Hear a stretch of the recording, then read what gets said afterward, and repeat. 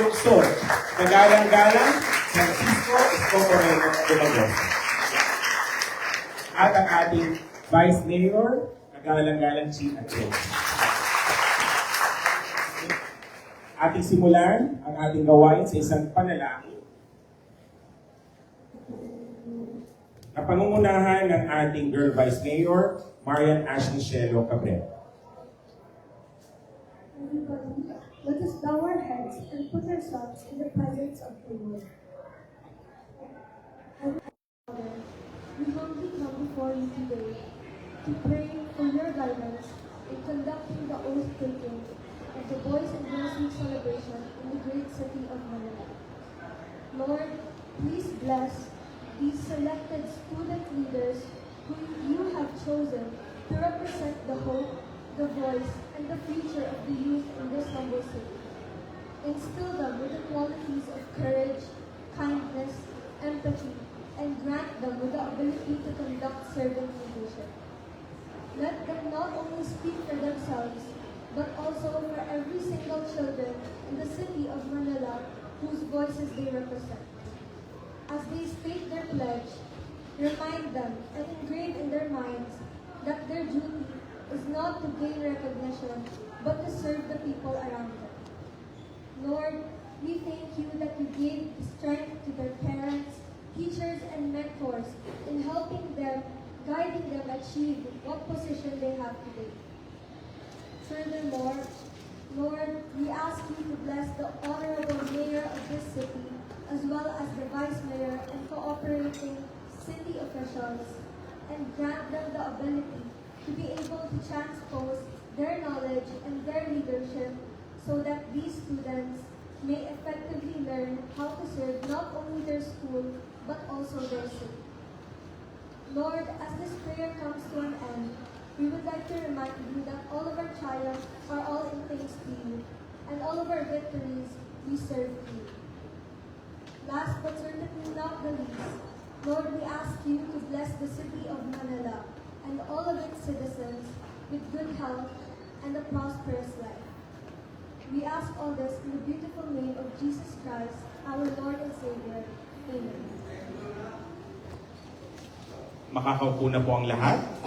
Muli, isang magandang umaga po sa ating lahat at welcome po sa ating oath-taking ceremony ng Linggo ng Kabataang Maynila na may temang Huwarang Kabataang Maynila, katuwang sa mabuting pamamahala at panatag na pamayanan. Upang magbigay ng kanyang panimulang pananalita, tinatawagan po ang ating Schools Division Superintendent ng Schools Division Office of Manila, walang iba kundi si Ms. Cheryl T. Gayola, Sesokan. Our beloved Honorable Mayor Francisco Isko Moreno Dumagoso, Honorable Vice Mayor Angeli Lechi Atienza, to Honorable Councilor Juliana Rainian Ibay, President of the SK Federation, to Director John Rainian Ebraico, the Director for Youth Development and Welfare Bureau, to our dear teachers, at higit sa lahat sa ating 65 boy and girl officials, congratulations sa inyo lahat at magandang umaga po.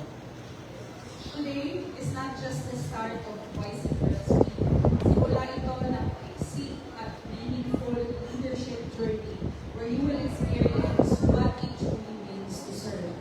Hindi lang kayo magiging counterpart ng ating city officials. You will also learn how to craft resolutions, practice parliamentary procedures, at maranasan ang tunay na proseso ng mabuting pamamahala. This year's celebration is even more meaningful because we are celebrating it alongside International Youth Day, reminding us that the voices of young people deserve a place not only in our schools, but also in shaping our communities. And as you take your oath today, remember, leadership is not about title alone, but about purpose, integrity, and service, and the difference you choose to make. Mabuhay ang Huwarang Kabataan.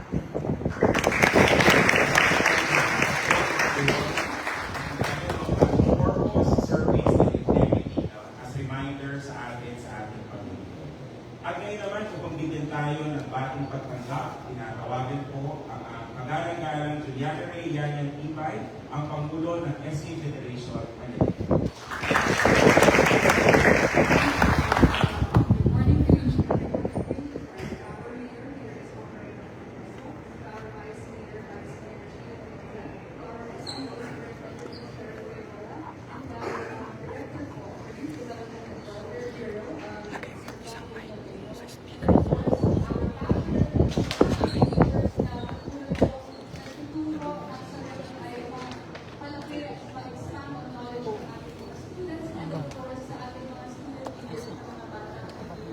congratulations po for making it the Boys and Girls Week 2026. And I just want you all to know that each and every member of the city government here is super excited with all of you. I know na you think na meron din kayo natutunan sa akin, but just as much as you have something to learn from us, meron din po kami natutunan sa inyo. So welcome to the City of Manila. Dito po ay Manila, your Manila, our Manila. And if there's one message I can impart, I hope na you choose to be curious, you choose to learn, and you choose to be kind to each and every person that you encounter here in the city. So maraming salamat po and congratulations po. Manila, God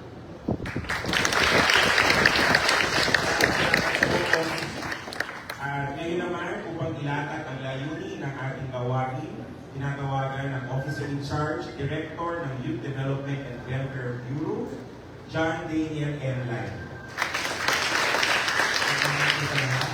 Ang pagdiriwang ng Boys and Girls Week ngayong linggo ng kabataan ay may temang buwan ng kabataang Maynila, katuwang sa mabuting pamamahala at pagpanatag ng pamayanan, ay naglalayong kilalanin at bigyang halaga ang mahalagang papel ng kabataan bilang katuwang sa pagkakaguyod ng mabuting pamamahala at pagpapanatili ng isang maayos, ligtas, mapayapa at progresibong pamayanan. Ang pagdiriwang na ito ay alusunod sa SB Reform Act of 2015, Chapter 6, Section 30. Sinasabi na ang pagdiriwang ng linggo ng kabataan, kinakailangan na mayroong mga leader kabataan na uupo bilang batang opisyal. Sa pamamagitan ng programang ito, binibigyan daan ang mga kabataan na magkaroon ng mas malalim na pag-unawa sa mga prinsipyo ng pamamahala, pananagutan, pakikinahon sa mga usaping panlipunan at paglilingkod sa kapwa. Layunin itong linangin ang kanilang kakayahan sa pamumuno, pagpapasya, pakikipag-ugnayan at responsableng pakikilahok bilang mga mamamayang kabataan na may malasakit sa kapakanan ng komunidad. Ang Boys and Girls Week ay hindi lamang isang pagdiriwang kundi isang makabuluhang hakbang tungo sa pagbibigay kapangyarihan sa kabataan upang maging aktibo, responsable at makabuluhang katuwang sa pamamahala. Sa pamagitan ng paggabay, tiwala at pagbibigay ng pagkakataon sa kabataan na makilahok, higit nating mapapalakas ang kanilang kakayahan maging huwarang batang Maynila. Mga kabataang may malasakit, paninindigan at dedikasyon sa paglilingkod para sa ikabubuti ng buong pamayanan. Kung kaya't ang mga batang opisyal ng lokal na pamahalaan na mula sa pribado at pampublikong mataas na paaralan ay siyang magbibigay ng serbisyo sa lungsod ng Maynila sa isang buong linggo ng September 7 hanggang September 11, 2026. Isa itong patunay na ang kabataan ay hindi lamang pag-asa ng bayan, bagkus ang kabataan ay may ginagawa at gagawin pa para sa ating bayan. Maraming salamat. Maraming salamat po, Director Laino, sa paglalatag ng layunin. Sa puntong ito, ating pakinggan ang isang pansigliwang pananalita mula sa ating butihing Vice Mayor, kagalang-galang Angela Lei Chi Atienza.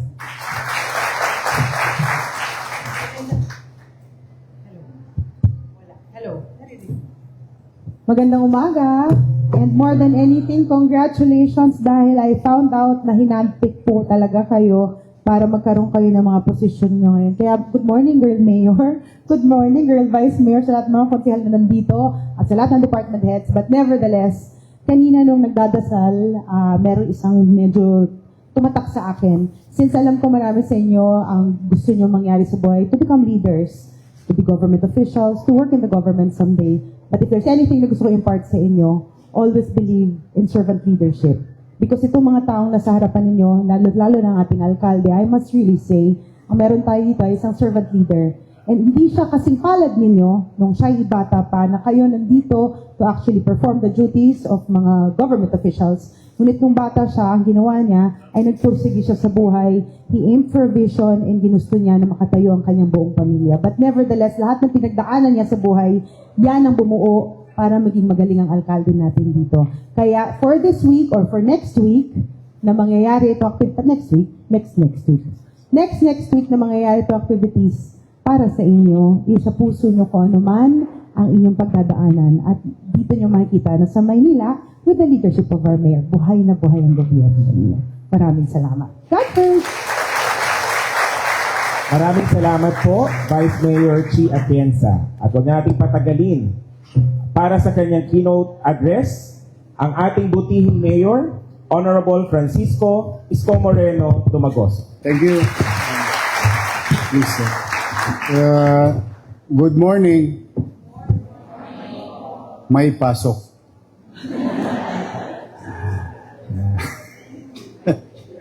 Well, una ay welcome to Bulwagang Bayan.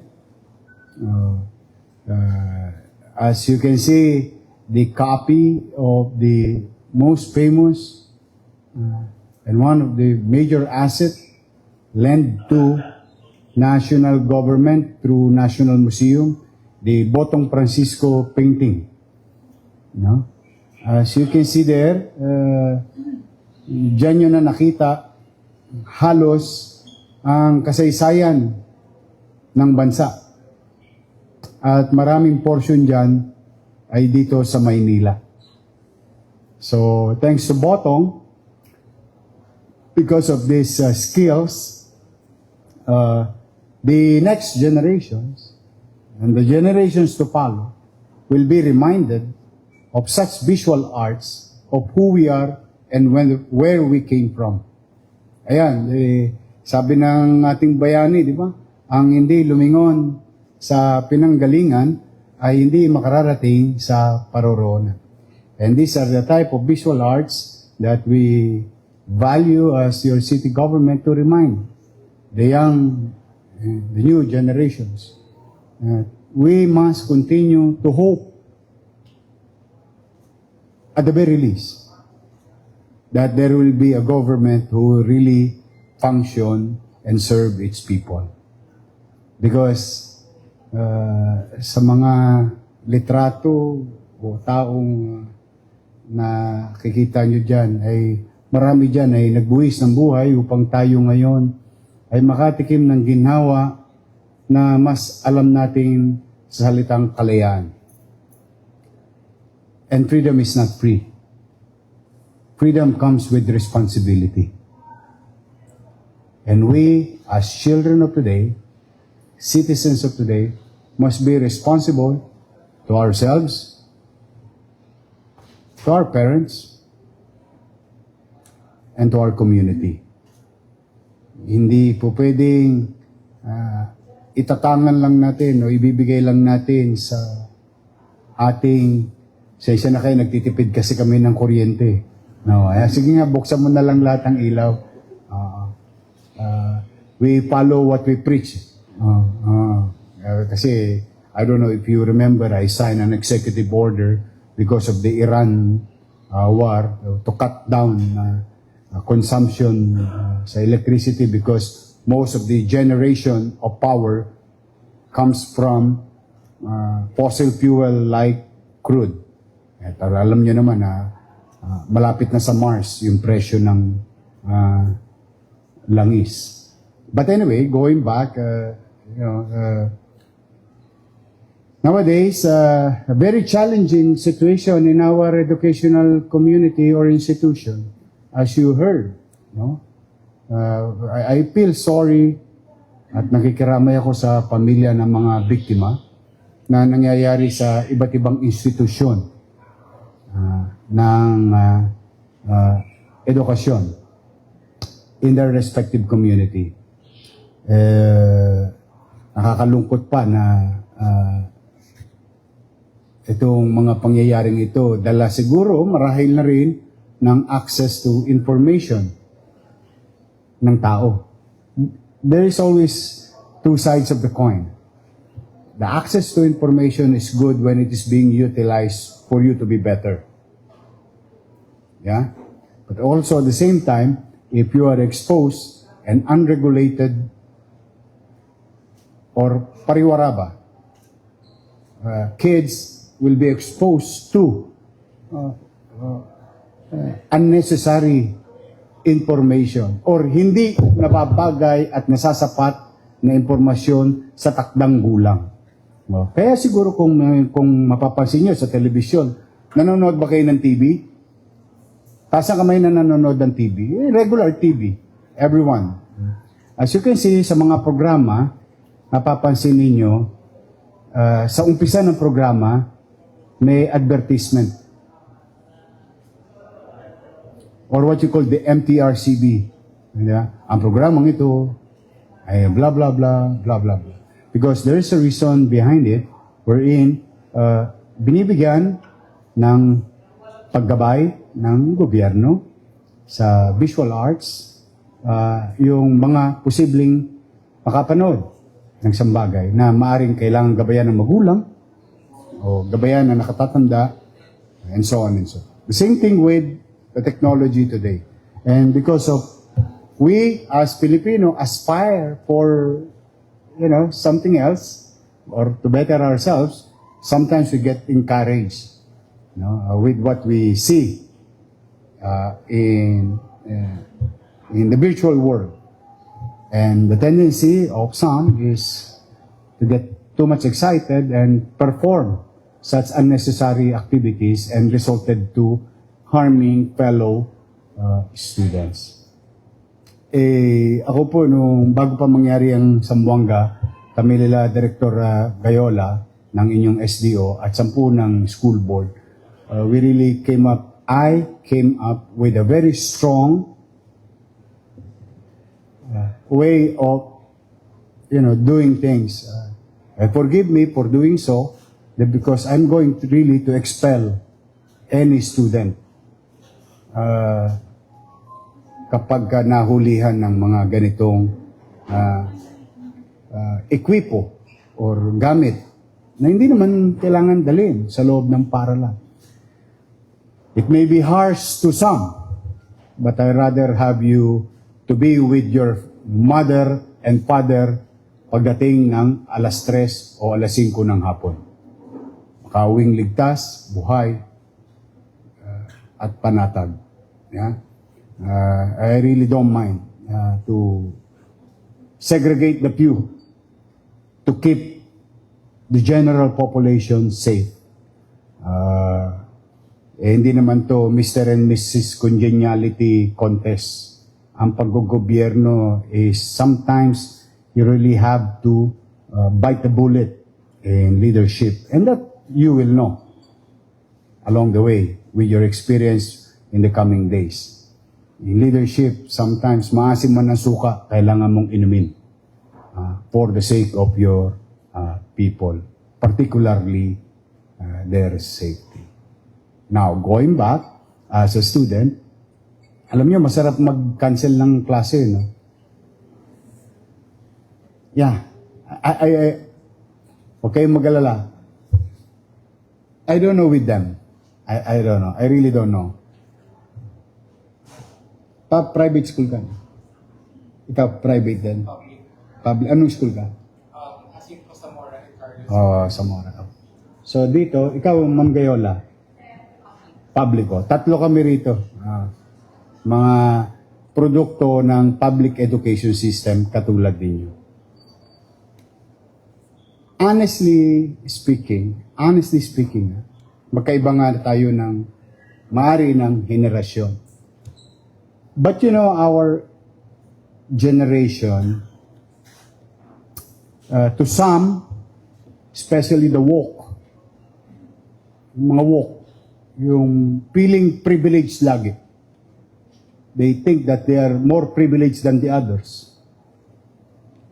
No? Okay lang na magaang sa bata. At dapat yung bata, nuknukan ng dami ng karapatan. Well, I may say, mukhang tama by initial.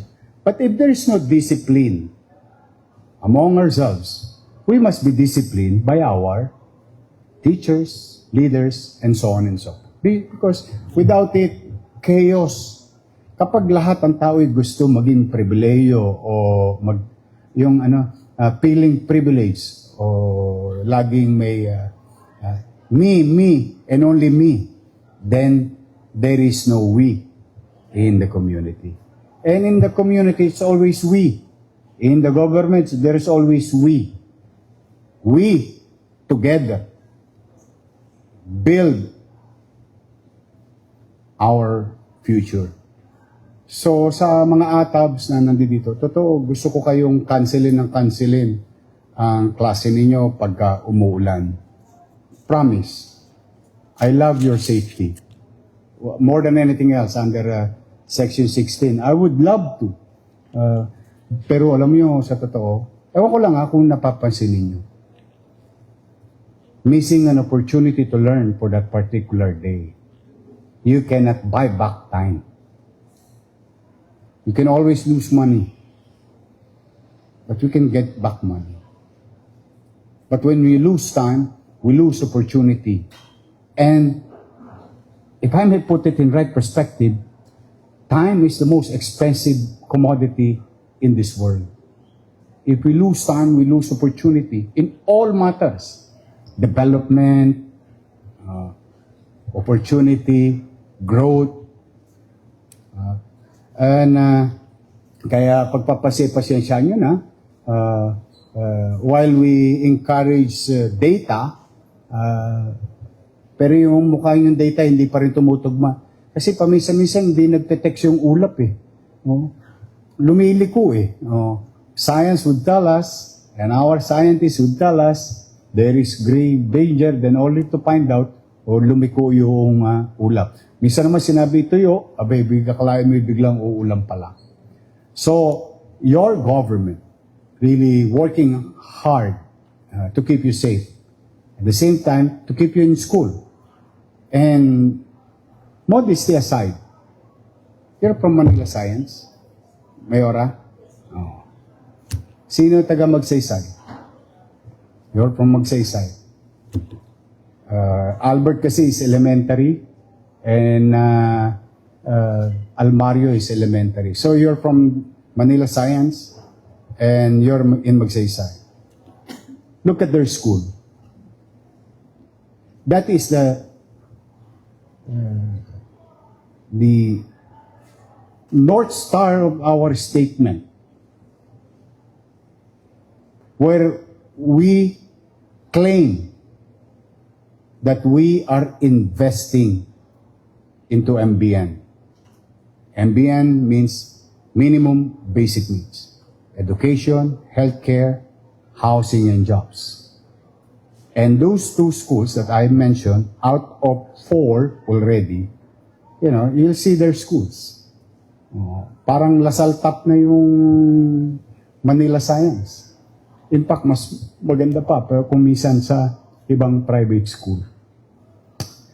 And I just wanted to share something to you. When I was building it during my first term, I was confronted by some. Matatawa ka dito eh. Bakit naman lahat air condition?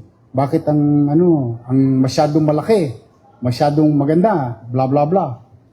Pwede namang ganito na lang.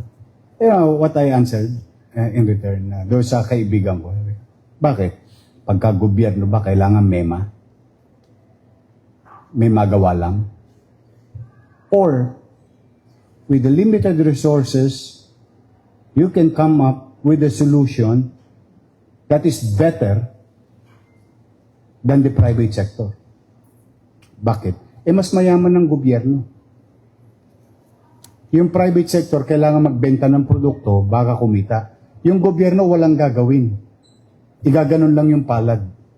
Darating ang pera. Hanggang December 31 of this year. Kahit Chonggo ang ilagay nyo dito sa upuan ko, darating at darating ang salapi ng taong bayan papasok sa pamahalaan. The only challenge is how leadership spend their money. That's another challenge. Kanya-kanya na yun. Kanya-kanya na. Sad to say that we have experienced in our lifetime, and I think hindi nyo makakalimutan. Kasi nung araw, nababaha rin kami nila Ma'am Gayola, nila Laino. Mga pragman din kami nung araw. Lalo na yung Kagitingan Street. Sabi mo, from Moriones, lalakad ako, papuntang Almario. 1 kilometro yun. Yung, kung naalala nyo, yung kantang nakaligo ka na ba sa dagat ng basura. And that is literal, not metaphor. We have experienced those. Ano pa noong araw, panaka-naka ang bagyo. Magbabaha lang dahil bagyo. Ngayon, umuulan pa lang, baha na. That's why I feel bad for you that na-experience nyo itong sitwasyon na ito. Dala ng pagpapariwara ng iilang leaders natin or members in the government. But then again, life must go on. And I do believe that if given a chance, better facility, better pay grade for our teachers and non-teaching personnel, better equipment, no? I think we can produce more better, good quality students in our public education system. Why? Yung asignatura or syllabus ba ang tawag doon, wala namang pinagkaiba yun sa pribado at publiko. Halos virtually the same. It's just that they have a better facility. That's why we, as your city government, we continue to invest and compete. I am competing, literally, one at a time, to private schools when we build our own schools. Literally. Ngayon sa Almario, saan kayo nakakita ng eskwela may jacket? Giniginaw na sila doon I don't know with Manila Science, hindi nagkasya yung pera Saka sa Albert That bibili ko rin sila ng jacket, pero next year na sila, magkaka-jacket na sila. But I'm pretty sure I'm much excited for Magsaysay High School. Just imagine, sayang talaga yung 3 years na nawala ako It could have been done by this time. But I don't know if you saw my post the other night. Nasa top floor na. At I promised them, come hell, high water, harangan man akong tangke, tatapusin ko yon ng February o March ng 2027 so that the Magsaysay student will now have their own and going home to the Magsaysay High School area. Napakaganda ng eskwelahan ninyo. And we will build more. We will build more. Through the help of our SBO family, to our school board, we will continue, one at a time. Instead of diluting and too much spread of limited resources, we concentrated and to address a particular radius of community to address future population growth. Because in every human being being born, as we speak today, at this very moment, may isang batang ipinanganganak. At yung batang yaon, 7 years from now, will occupy a space in our public education system. So bago pa siya ipanganak, may nakahanda ng espasyo para sa kanya. Because I want the City of Manila to be ahead 10 years or 15 years from now with regard to population growth. Because I want to achieve the universally acceptable student-teacher ratio in a classroom. That's the goal. That's the vision. So sa inyong mga mag-aaral, ay pumanatag kayo. Senior high ba rito? Sino yung mga senior high? Tumatama kayo ng maling anda, no? 500. Nakukuha nyo naman yung senior high. I crafted that law na during my first term simply because I just want you to have something that kahit papano may pang-load or even pamasahe for that month. But more than the school facility and all other things, bilang ama naman, walang perpektong magulang. Like the government. At saka walang walang steadfast rule or book paano magpalaki ng mga anak. May mga particular guidelines, pero wala yatang perpektong pamilya. But instead, naghahanap tayo ng iba na mga bagay na wala sa ating harapan. Bakit hindi natin baligtarin? Magpasalamat naman tayo kung ano meron tayo sa ngayon. So that we'll be a happier person. Sometimes we forget what we have already because of too much aspiration, because we are exposed into some visual materials na nakikita natin sa mundo. At sa panggigigil natin, which is hindi masama, sa kagustuhan natin makamit ang mga bagay na yun, minsan naliligwak tayo or nalilihis tayo ng landas. I was born, pinanganak ako sa mahirap, sa dilang mahirap, o mas mahirap pa sa daga. Kasi yung daga, pag pumasok sa bahay, marami siyang machichicha. Kami, kailangan kong lumabas, and hopefully, yung tumira ng Jollibee na bata, may matira sa Chicken Joy na tinira niya. Pagdating ng alas 9 ng gabi, ilalagay yun sa supot na itim, at siya namin kukunin, at kami magbabatuhan na ng Chicken Joy sa loob ng bahay namin. And when you come and look at that situation, have you experienced such situation? Most likely, hindi pa. That's why, I just want you to be grateful. Not to your government alone. No. We need to do what we need to do. And it's up for you to judge later on if we did well. No? But, as a student in the school, as a bilang anak, minsan, hindi naman sigurong masamang mag-thank you sa teacher natin, sa nanay natin, sa tatay natin, o sa pamilya natin.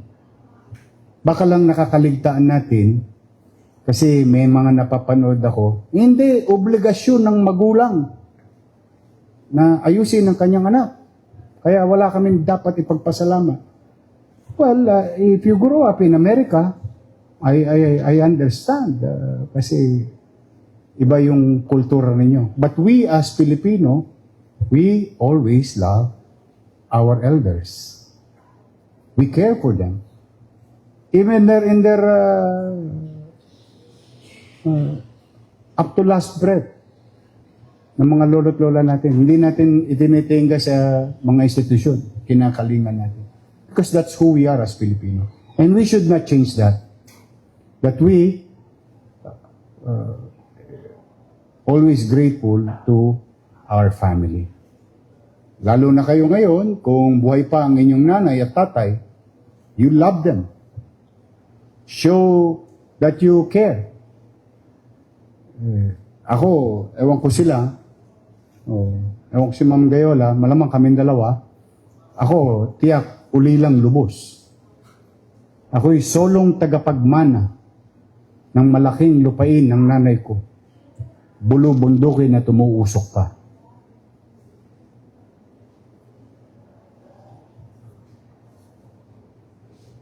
But how I wish nandito yung nanay ko. How I wish nakita ng tatay ko naging mayor ako. But I cannot, as I have said, you cannot buy back time. There was a lost opportunity. I tried to be as much as I can. Minsan may sili din ang puwet ko. Malikot din akong bata. I tried to listen. And at the time, I don't know if this is timely, no, to each and every one of you, and to those who are watching. At the time, hindi ko maintindihan nanay ko bakit napakahigpit sa akin. Hindi ko maintindihan. Maglaro ako. Ginagawa ko naman ang signatura ko. Kasi ayaw nanay ko makakita ng palakol sa grado, yung Form 138. Pag nakakita ng palakol, yung papalakolin yung ulo ko. Nang yantok. I tried to please my mom and achieve her goal. Naturally, it achieved my goal to be a better student. And I became honor student. Nakachamba-chamba ko. 5th honor, 10th honor, 1st honor, and so on and so forth. But, I'm very grateful to my parents. Kundi naging maigpit ang nanay ko nung araw sa Tondo. Malamang, solvent boy ako. Malamang, luminya ako sa highway. So there is always a reason. At ang masakit ito, nare-realize mo to sa dulo. Tapos nung wala na sila. So, based on our experience and sharing this to you, if you have time today, show love, affection, and care for your elders. Respect for your teachers. Mapapasana all na lang kami sa edad namin. Na sana all, nung araw, ganun din ang teacher ngayon. Kasi ngayon, limitado na yung teacher. May limitahan ng mga pribilehiyong mga bata. Yung makukurot. Yung sinong gusto magbura ng blackboard. Sinong gusto mag-floor wax. Sinong kukuha ng kantin. We were taught differently. And pag tinignan ninyo, loko-loko naman sa teacher. Trabaho niya magburo ng Ba't ako pinagtatrabaho? Susumbong sa nanay. Yung nanay pakialamera. Pupunta sa eskwelahan. Irereklamo yung guro. Then the guro became demoralized. And before you know it, nobody wanted to discipline. And some teachers became passive onto the activities. Ganun lang. Pero, alam ninyo, kwentahin ninyo sa loob ng isang araw. In 5 days, In 5 days. In 5 days. Kwentahin nyo yung oras. How long you are with our teachers in a day. It is longer than we are with our parents. Mas mahaba ang kasama natin ng mga guru natin. So these are our second parents. And I do believe, generally, walang teacher na ilalagay niya sa kasadlakan or kasamaan ang kanyang mag-aaral. So it works both ways. Kaya sa mga bata and you as leaders and future leaders of RCT, tingnan ninyo, magbalik tanaw tayo. Tanungin nyo lang yung mga nanay niyo, totoo ba na nung araw may disiplina sa loob ng classroom? Dinidisiplina kayo ng teacher ninyo? We were taught to participate in the cleanliness, volunteerism. My God, 5-5 volunteerism nung araw kasi may GMRC kami. Sayang yung grade. Oo. Kasi pag namulot ka ng basura, nagtanim ka ng halaman, naglinis ka ng bakuran, nagbura ka, nag-floor wax ka, nagliha ka ng lamesa, lahat yung ginagawa namin. And it's an addition to our extracurricular activities under GMRC. May GMRC pa ba kayo ngayon? Wala na kayong GMRC? Good moral and right conduct. Values formation, ha? Values education. Anyway, maybe the national government has its own way of introducing the same introduction that we did. What is introduced to us during the younger years of our lives. The GMRC, you cannot go sa isang baitang pagbagsak ka. So you have to offset. Ibig sabihin, pag mababa GMRC mo, hindi ka naman na-fail kasi academically pasado ka. Pero kailangan mo mag-community. And we became responsible to our classroom, to the hallway, to the quadrangle. And we are very respectful with our janitors. Sa banyo, guards, lady guards. You know, gusto ko lang naman sa ayos kayo. And walang masama. Ako nangongopya. Hindi sa classroom, nangongopya ako ng paggugobyerno. Kapag maganda, ina-adapt ko, tapos binabagay ko sa kultura natin. Or how we are as Filipino. Siguro wala rin maganda. Tularan o gayahin. Ano nga ba ang mga epektibo pa na pamamaraan na naganap nung araw? Baka naman pwede namin i-adapt ngayon. At magdulot din ito ng tagumpay sa amin. Kasi marami kaming naging matagumpay. We are a product and proud. Matangos ang Ilonggo. Kasama ko mag-English. Diyos ko, Diyos por santo. Talaga. But I'm really proud that I am a product of public education system. My teacher did not give up on me when I'm about to give up. Pinasusundo pa ako nila Ma'am Bautista at saka nila Ma'am Maximo na para, bumalik ka, mag-NCE na. Kasi I gave up. But my teacher did not give up on me. And the rest is history. Tondo High School. May Tondo High yun? Tondo High. Silong ng mag-aaral. May kanta kami yun. Tondo High School. Tondo High School. Silong kapag umuulan. Silong ng mag-aaral. Now, I hope you get my point. I don't want to, ayokong isubo sa inyo to, baka mapaso kayo. But it's also worth noting it. Why not? Why not we go back some of what is effective yesterday that can be effective today and produce a better school community? Panghuli, alam niyo naman yung awit ng Maynila, no? Kinakanta niyo yun every week, no? Di ba may isang linya doon? Maynila, Maynila, dalhin mo ang bandila. Yes. We are all Manileños. The capital of the country, where all the journeys in every streets of this country starts in kilometer 0. And I want you, namnamin ninyo, ilagay ninyo sa inyong isipan, Batang Maynila ko. Dala ko ang bandila ng Maynila sa buong bansa. Sapagkat sa Maynila, nung lumang panahon, na hindi pa natin inabot pareho. Ito ay the city of hope, the city of future. Dito, lahat halos nagsimula sa Maynila. So, yan ay isang bagay na pwedeng itangos yun ng ilong.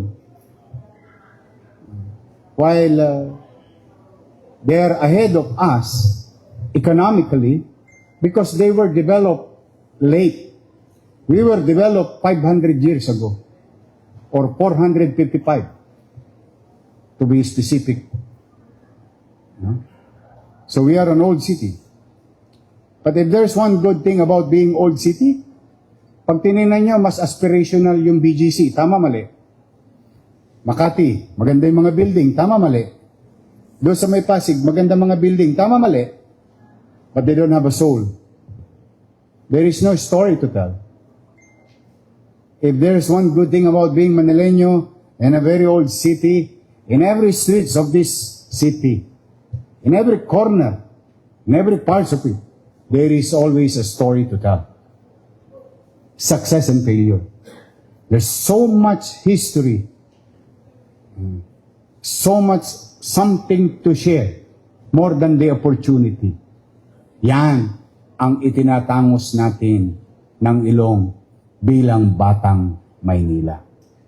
More so, if you excel from your field of undertaking. Who am I today? I'm a student.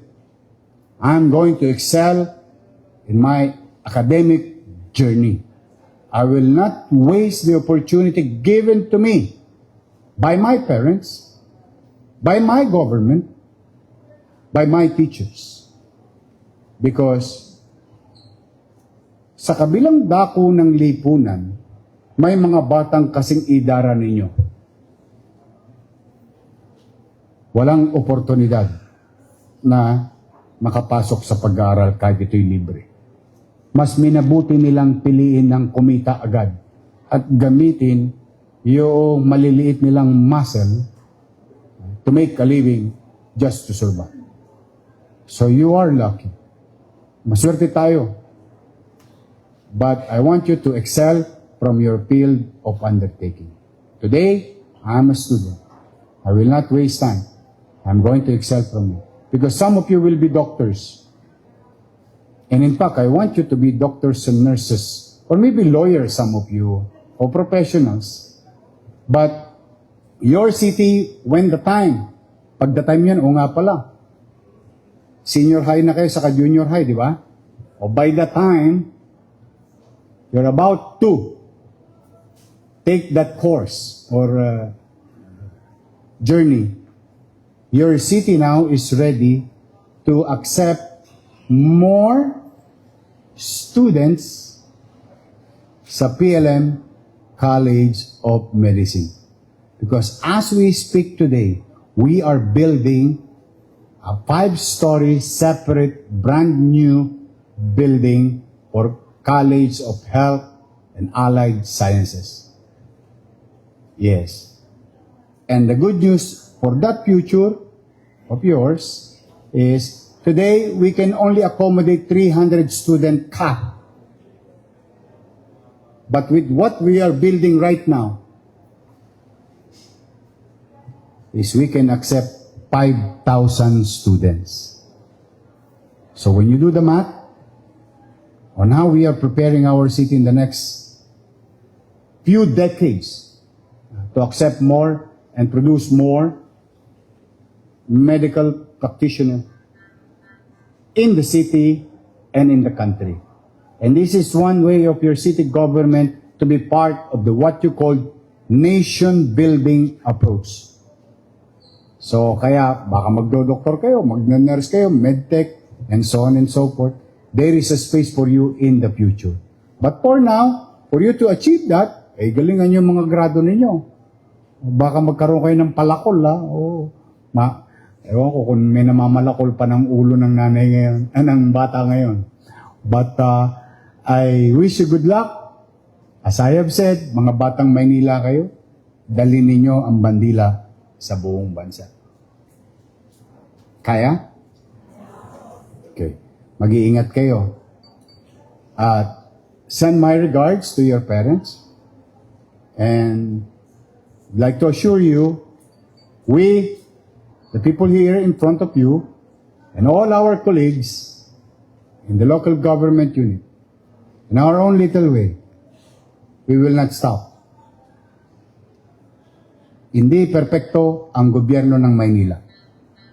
Pero garantisado, may gobyerno sa lungsod ng Maynila.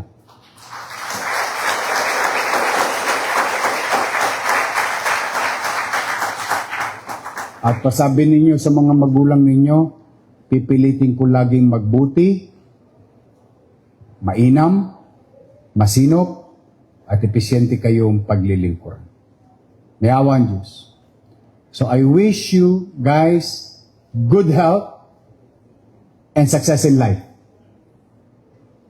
And may God continue to guide and bless each and every one of you. Congratulations. Pagpalain nawa kayo ng pong may kapal. Manila, God first. Thank you. Muli maraming salamat po, Mayor. At mga batang Maynila, magsitayo tayong lahat. At tayo ngayon ay pamumunuan ng ating buting Mayor para sa ating oath-taking sa inyong panunungkulan.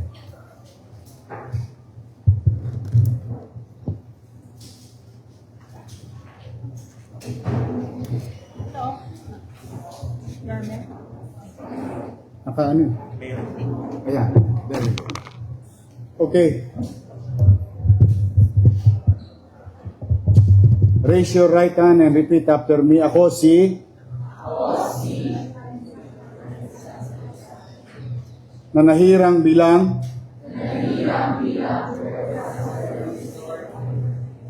ay taimtim na nanunumpa. Nagagambanan ko ng buong husay at katapatan ang tungkuling na yatang sa akin. Kaugnay sa pagdiriwang ng Linggo ng Kabataang Maynila. Kusa kong babalikatin ang pananagutang ito na walang pasubali o hangaring umiwas. Kasiyahan nawa ako ng Diyos. Congratulations.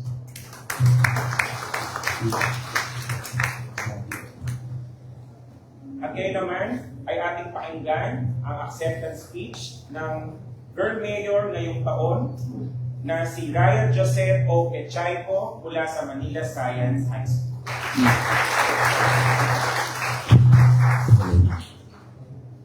Maupo kayo.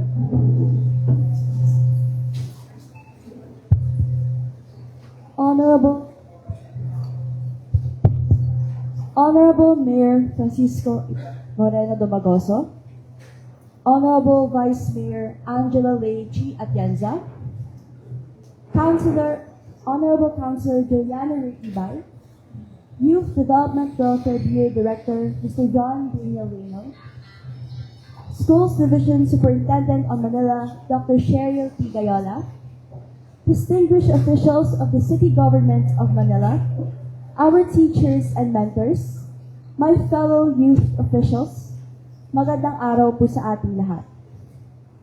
With profound gratitude and a clear sense of responsibility, I thank you for the trust and opportunity bestowed upon me as the Girl Mayor of Manila. I receive this honor with humility and with full awareness of what it demands. To take this oath is not to simply occupy an office, observe its duties, or experience the authority attached to it. It is to confront a question placed before every leader. If the machinery of the government is entrusted to you, whom would you make it work for? My answer is simple. It must work, especially for those who have learned to expect the least from it. It was work for the student unable to attend class during a flood, the family that postpones medical treatment because it is too expensive, the child growing up in an unsafe community, and the young Manileño whose ideas are acknowledged but rarely carried into actual decisions. This is the journey I begin today with all of you. To understand how consultation becomes policy, how policy receives resources, and how those resources become services that people can actually feel. I want to learn not only how decisions are announced, but how they are implemented, sustained, and improved. As girl mayor, I will not treat this position as a simulation of power, but as an exercise in responsibility. I do not accept this challenge because I believe I already possess the answer. I want to learn not only how decisions are announced, I accept it because I am prepared to listen carefully, question honestly, and learn seriously. And whatever knowledge I may gain here, I intend to bring it back to my school, my organization, and the young Manileños that I represent.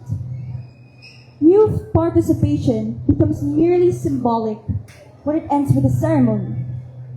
When young people are informed, included, and trusted with real responsibility, we become capable partners in public service. To Mayor Isko, Vice Mayor Chi, and personnel of the City Government of Manila, our teachers and mentors, and everyone who made this opportunity possible, maraming salamat po for believing in the ability of young Manileños not only to witness governance, but to understand it, participate in it, and help shape its future. This office may be entrusted to us for only a week, but the standard of service it demands must remain long after the title is returned. The title belongs to this occasion. The responsibility now belongs to us, fellow youth leaders. Ngayong araw, tinatanggap ko ang tungkulin. Sa mga susunod pong araw, pananagutan ko po ang kahulugan nito. Higit sa lahat, nagpapasalamat ako sa poong may kapal para sa pagkakataong ito. Naway gabayan niya tayo sa bawat pasya at pagkilos at sa kanina natin binabalik ang lahat ng papuri at karangalan. Para sa agham, katotohanan, kabataan at para sa bayan, buong puso ko pong tinatanggap ang hamon na ito. Together, let us indeed make Manila great again. Maraming salamat po at mabuhay ang lungsod ng Maynila. Manila, God first. Maraming salamat, Raya Joseph Pinchayco, ang ating nahirang na girl mayor mula sa Manila Science High School. Okay guys, nabili na ating butihing mayor na tayo ay dapat mayroong pusong mapagpasalamat. So anong gagawin natin? 1, 2, 3, go!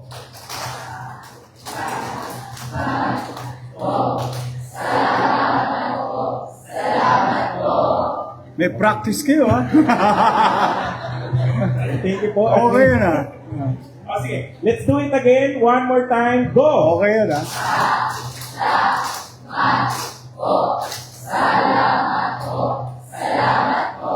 Okay. Salamat po, Mayor. At ngayon, let's have both opportunity. Let's have our girl mayor together with our mayor first. Oh.